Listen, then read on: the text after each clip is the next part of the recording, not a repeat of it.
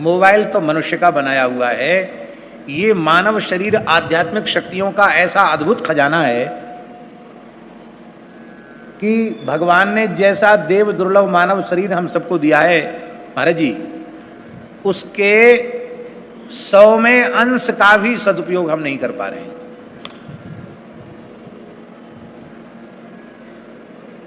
एक पैसे का भी उत्तम उपयोग हम नहीं कर पा रहे हैं। इतनी आध्यात्मिक शक्तियों से इस शरीर को भगवान ने युक्त कर दिया है। महान योगी लोग साधन में जितना आगे बढ़ते चले जाते हैं, उतना वे अपनी परमात्मा के द्वारा प्रदत्त जो दैहिक शक्तियां हैं, यौगिक शक्तियां हैं, उनको जागृत कर लेते हैं और फिर वो उन्हीं अनहोनी घटनाओं को चमत्कार करते हैं। जैसे एक घटना हम आपको सुनावें। संत श्री मलुकदास जी महाराज प्रयाग के पास कड़ा गांव में गंगा किनारे विराज रहे थे। आज भी वहां स्थान है पुराना। उस समय भयंकर अकाल पड़ गया, तो कुछ जनता, अकाल पीड़ित जनता श्री मलुकदास जी के पास आई और कहा, बाबा लगातार तीसरी वर्ष है जो पानी की एक बूंद नहीं बरसी, जल के अभाव में पशु पक्षी प्राण त्याग रहे हैं, खेती नहीं हुई है, क्या होगा महाराज? आप कृपा करो, आप सिद्ध संत हो, हम लोगों के संकट को दूर करो। श्री मलुकदास जी ने कहा कि भगवान को परेशान क्यों करना, राम जी को परेशान नहीं करना।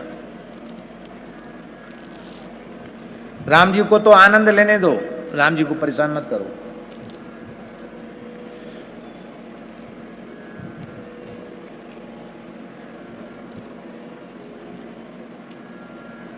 जो काम चतुर्थ श्रेणी के चपरासी के द्वारा संभव है, उस काम को करने के लिए आप मुख्यमंत्री जी को कहोगे, प्रधानमंत्री जी को कहोगे, राष्ट्रपति जी को कहोगे, तो आपकी मूर्खता सिद्ध होगी कि बुद्धिमत्ता सिद्ध होगी? क्या सिद्ध होगी बोलो?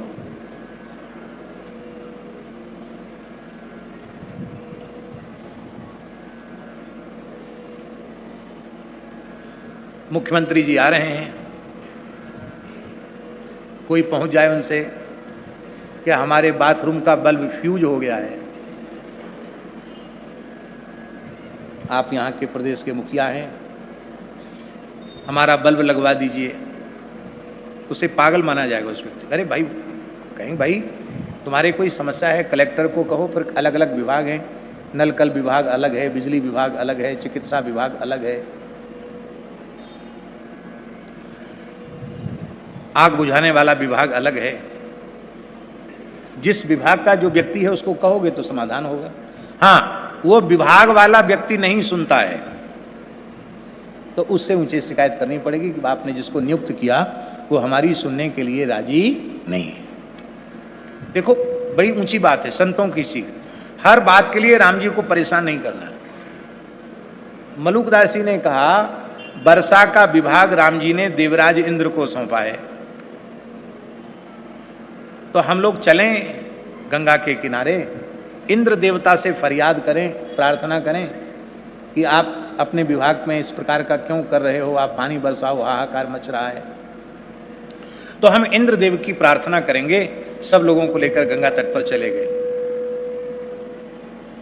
मलुकदास जी के एक शिष्य थे, उनका नाम था लालदास जी। उस सेवा में रहते थे महाराज की। वो गुरुजी ने किसी काम के लिए भेजा था, वो आए, उन्होंने देखा कि श्री मलुकदास जी की गद्दी सुनी है। कहा, गुरुदेव तो लगातार आसन पर ही विराजते थे, कहाँ गए? तो दूसरे संतों ने कहा कि अकाल पड़ा है, वर्षा की प्रार्थना करने के लिए लोगों को लेकर देवराज इंद्र की प्रार्थना करने गए। इतना सुनते ही लालदास क्रोध में भर गए और उन्होंने एक सोटा उठाया। सोटा जान दो ना, डंडा। सोटा उठाया और इंद्र को ललकार कर बोले, अरे अभिमानी इंद्र, तेरी इतनी हिम्मत कि मेरे गुरुजी को तेरे हाथ पैर जोड़ने पड़े तब तू पानी बरसाएगा?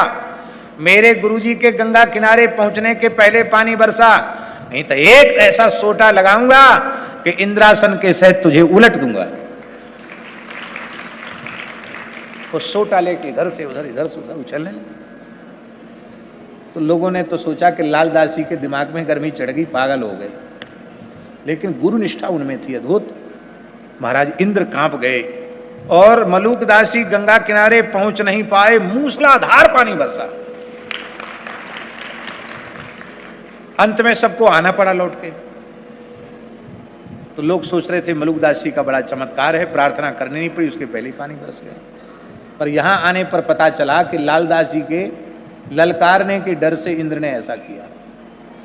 इतना सुनते ही श्री मलुकदास जी लालदास जी पर रुष्ट हो गए और उन्होंने कहा, बेटा ये क्रोध करना साधु का धर्म नहीं है, देवता भी भगवान की विभूति हैं, हम लोग मनुष्य हैं, हमें देवताओं की स्तुति प्रार्थना करनी चाहिए, भजन का तपस्या का जोर देवताओं पर नहीं दिखाना चाहिए।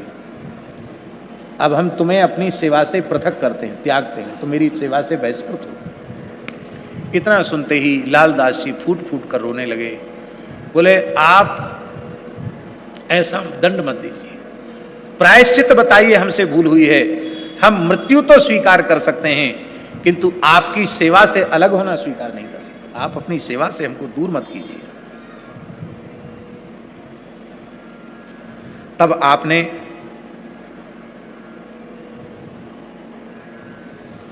आदेश दिया, राम नाम का, मलुकदास जी ने आदेश दिया लालदास जी को कि श्री राम नाम का उच्चारण करते हुए 7 द्वीप 7 समुद्र सहित संपूर्ण पृथ्वी की परिक्रमा करके आओ तो क्षमा होगा। गुरु भाइयों ने सोच लिया, इतना बढ़िया उपाय बता दिया गुरु जी ने कि अब एक जन्म में तो ये संभव है नहीं, अब ये लौट के लगता अब जीवन में कभी आ नहीं पाएगा। पर लालदास जी दंडोत करके वहां से चले और मात्र 48 मिनट के भीतर लौट के आ गए। कितने मिनट में? 2 घड़ी 48 मिनट में। तो मलुकदास जी ने कहा कि लालदास तुम गए नहीं? नहीं गुरुदेव, आपने प्रायश्चित बताया था, आपकी आज्ञा से 7 द्वीप 7 समुद्र वाली संपूर्ण पृथ्वी की राम नाम लेते हुए परिक्रमा करके आया हूं।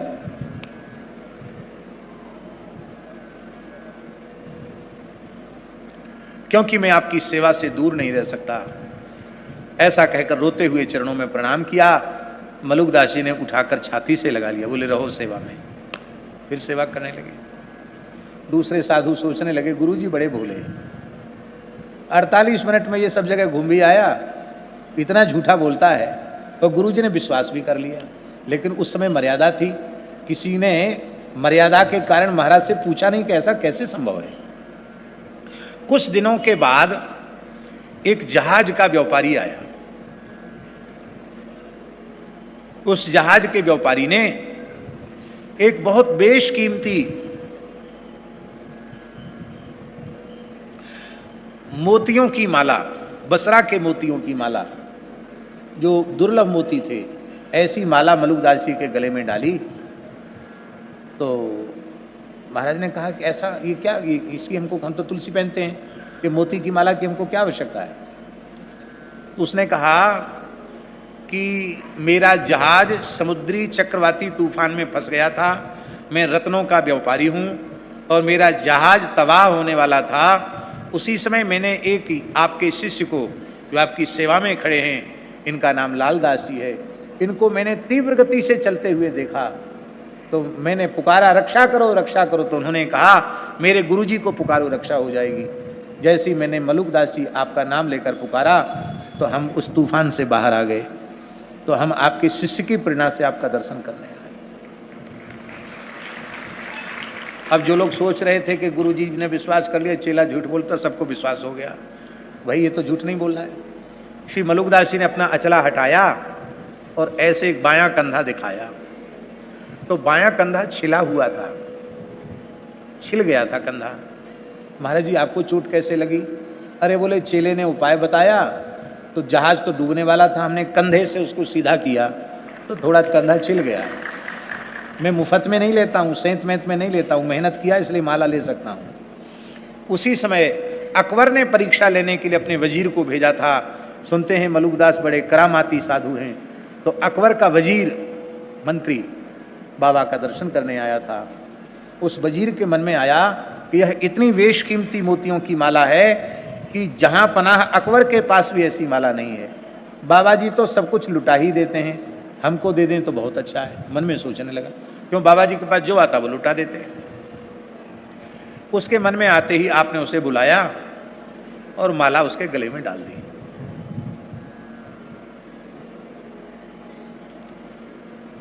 फिर अकबर ने बसरा के मोती सोने के थाल में भर के भेजे।